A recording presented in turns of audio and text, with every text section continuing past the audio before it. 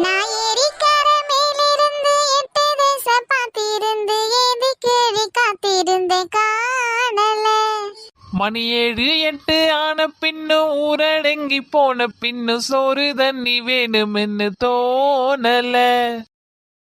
மச்சான் எங்க இருக்கீங்க? அணுகிலி இங்கதான் இருக்கிற, இங்க வா. மச்சான் மச்சான் மச்சான் மச்சான் ஆசை மச்சானே. என்ன அணுகிலி, பாட்டெல்லாம் நல்லா பலமா இருக்கு. அதெல்லாம் அப்படித்தாங்க. சரி வாங்க சாப்பிடலாம். சரி, நீ போய் அந்த மரத்து நிழல்ல உட்காரு, நான் இந்த தண்ணிய கொஞ்சம் கொல்லி பக்கம் திருப்பி விட்டு வரேன். ஏங்க நம்ம கொல்லில தண்ணி இறங்கலையா? இல்ல, நம்ம பக்கத்து கொல்லிக்கார மாடசாமி இருக்கான்ல, அவன் அங்கேயே மடையை கட்டிட்டான். நம்ம கொல்லில சுத்தமா தண்ணியே இறங்கல. இப்படி போனா தான் உண்டு. நீ போய் உக்காரு, நான் வரேன். சரிங்க நான் போறேன். இந்த வெய்ய காலம் வந்தாலே தண்ணிக்கு பஞ்சம், நம்மளுக்கும் பஞ்சம், கொல்லிக்கும் பஞ்சம். அடிக்கிற வெயிலாம் அடிக்குது, மண்டையே பொழந்துகிட்டுல போகுது இந்த வெயிலு. நம்ம கஷ்டப்பட்டு இங்க வேலையை செஞ்சாதான் பொழுதுக்க சாப்பிட முடியும்.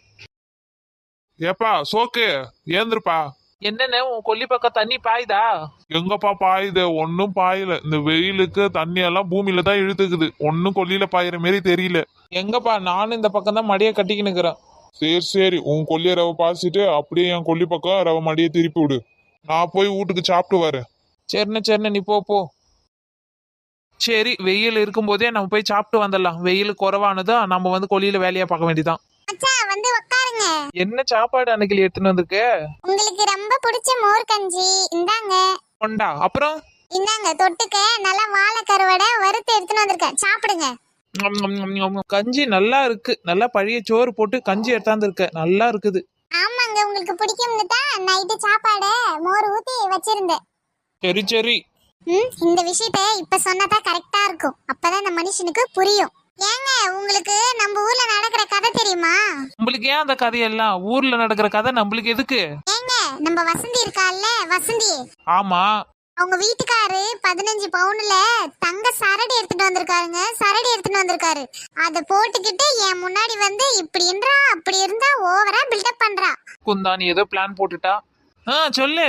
ஓவரா அந்த பொண்ணு சீன் போடுறாங்க. ஏங்க நம்ம வாங்க மாட்டோம். 15 பவுன் என்ன 15 பவுன், நம்ம 20 பவுன்லயே வாங்க மாட்டோம். நீங்க வாங்கி தர மாட்டீங்க. ஆண்டி, அவன் வீட்டுக்கார பேங்க்ல மேனேஜரா இருக்கிறான், அதனால வாங்கி கொடுக்கறான். நான் என்னடி பண்றேன்? நம்ம ஓடனாதான் கஞ்சி.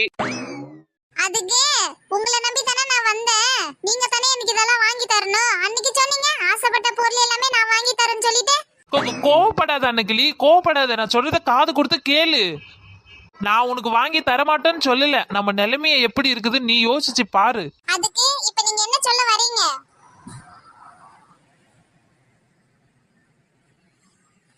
அன்னைக்கிளி, எதுக்கு வந்த? கஞ்சி கொடுக்கத்தானே வந்த. இந்த நேரத்துல இந்த கதையெல்லாம் தேவையா? என்ன கதைங்க? என்ன நான் பேசி போட்டேன் உங்ககிட்ட? நான் என்ன கேட்டு சொல்லுங்க. அவங்க புருஷன் பொண்டாட்டி சொல்றதெல்லாம் வாங்கி தராங்க. என் புருஷனும் தான் இருக்கியே, என்ன நான் சொல்றத வாங்கி தர சொல்லு. அன்னைக்கிளி, அவங்க வீட்டுல சம்பாத்தியம் அதிகம், அதனால கேட்கிற பொருளை வாங்கி தருவாங்க. நம்ம கிட்ட இருக்கிறத வச்சுதான் நம்ம வாழ முடியும். அதுக்காக நம்ம என்ன பண்ண முடியும்? திருட முடியுமா இல்ல கொள்ளடிக்க முடியுமா சொல்லு? இங்க பாருங்க, உங்களை நான் திருடும் சொல்லல, கொள்ளைய அடிக்க சொல்லல. எல்லாம் ஏன் தப்பு தான். நான் தான் என் தலையில மண்ணை வாரி போட்டுக்கிட்டேன். நான் தானே ஆசைப்பட்டு உங்ககிட்ட வந்த வாழ. எல்லாம் எனக்கு வேவைதான். இதுதான் எனக்கு உங்ககிட்ட பிடிக்காத பேச்சு. நீ புரிஞ்சுக்காம நீ பேசுற பத்தியா? உனக்கு என்ன 20 பவுன்ல உனக்கு தங்கச்சேனி வேணும் அதானே?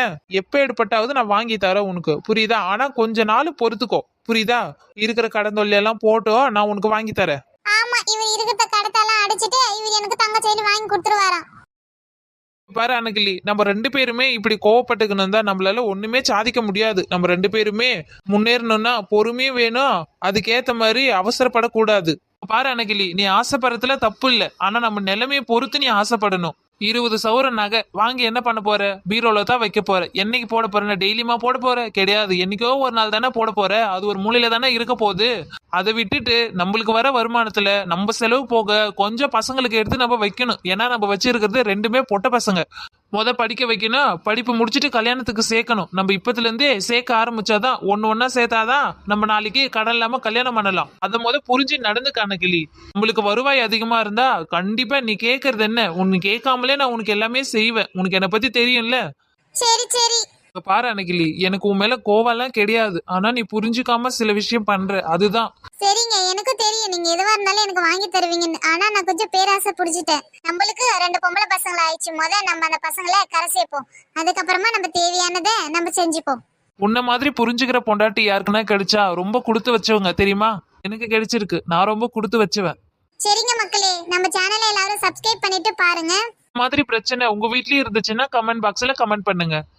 நம்மளுக்கு எந்த பொருளை பார்த்தாலும் ஆசைதான், ஆசைப்படலாம். ஆனா பேராசைப்படக்கூடாது. அது நமக்கும் நல்லதில்ல, குடும்பத்துக்கும் நல்லதில்ல. வேற வீடியோல சந்திக்கலாம். பாய்.